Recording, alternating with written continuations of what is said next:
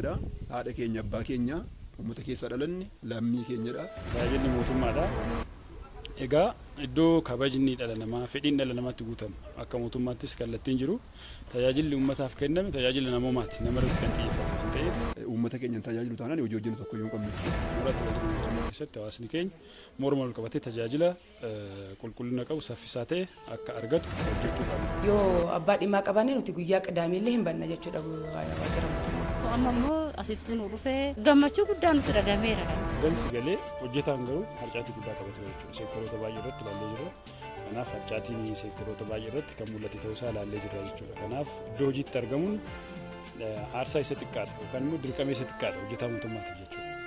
Kanaaf dirqamni hojjetaa mootummaa qabu tokko inni xiqqaan iddoo hojiitti argamuudha. Sanarraa kan hafe lammaffaa sadaffaa jennee kan deemnu immoo hojjechuun deeliver gochuun hawaasa tajaajiluun hin barbaachisaa dafquu barbaada.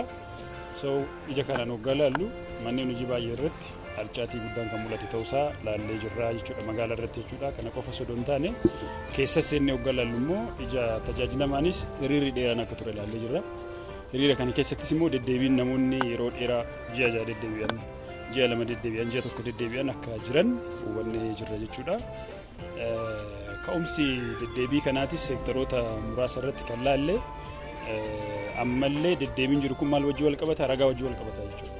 Ragaa wajjin dhibaa'ummaa wajjin wal qabata jechuudha.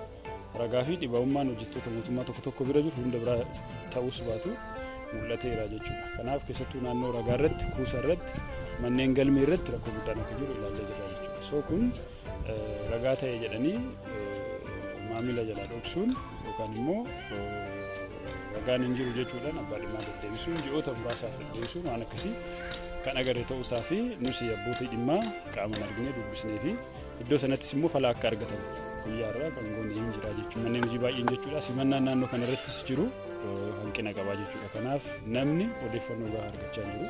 Aanaa Lumee irratti harcaatii bal'aatu jira.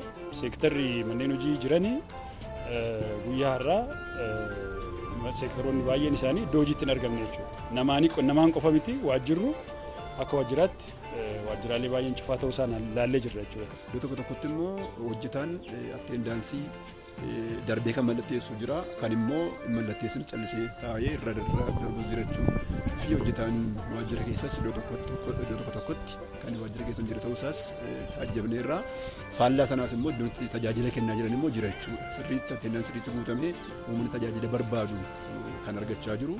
Keessumaa aanaa Lumee ganda amma keessa jiru ganda kolbaa guddee keessatti tajaajilli uummataa bifa barbaadeen kennamaa jiraachuusaa uummata tajaajilatti fayyadamaa jiraachuusaati. Sadarkaa aanaa Lumeetti garuu waajjira bulchiinsa aanaa Lumee keessatti immoo taajjabnee hojjetaan yookaan geggeessaa dabalatee sa'aatii hojii mootummaa eegee seenaa kan hin jirre ta'uusaati.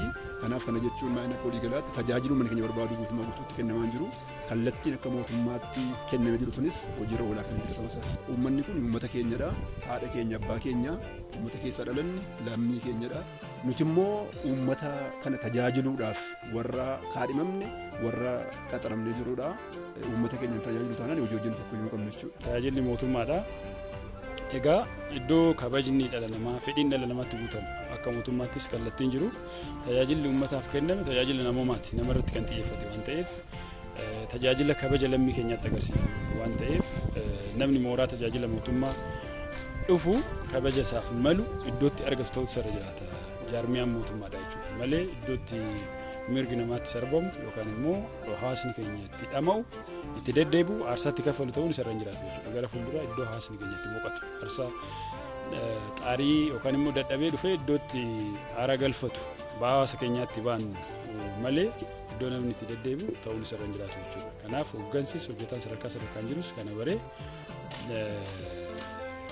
mootummaa fi uummanni bakki walitti dhufu keessattuu mootummaan kabaja lammiilee mirga lammiilee faayidaa hawaasa keenyaa iddootti eegsisu tajaajila kennuudha waan ta'eef kan hubatamee hooggansis hojjetaan sadarkaan jirus qaamni hundumtuu qaamni bulchiinsa sadarkaan jiru mooraa tajaajila mootummaa keessatti hawaasni keenya morma ol qabatee tajaajila qulqullina qabu saffisaa ta'e akka argatu hojjechuu qabna. Erga gurmaa'insi kun gadi bu'ee irraa kaasee guyyaa jalqabbii maqaan kan keenya ganda kanatti dhaamee gola irraa kaasnee asitti gallee uummatas hirmaachisnee mariisisaa waan dhufneef kana hunda erga kaayyoo isaa uummata wajjin mari'annee booda isa uummanninis simannaa gaariidhaan nu simatee jira nuti salkanii fi guyyaa osoo hin jedhin dadhabni osoo hin jedhin tajaajilaa jirra jechuudha. Ramadamaan asii kun jechuudha olee bulee hojjechaa jira jechuudha. Guyyaas yoo abbaa dhimmaa qabaanne nuti guyyaa qidaameellee hin banna jechuudha waajjira mootummaa.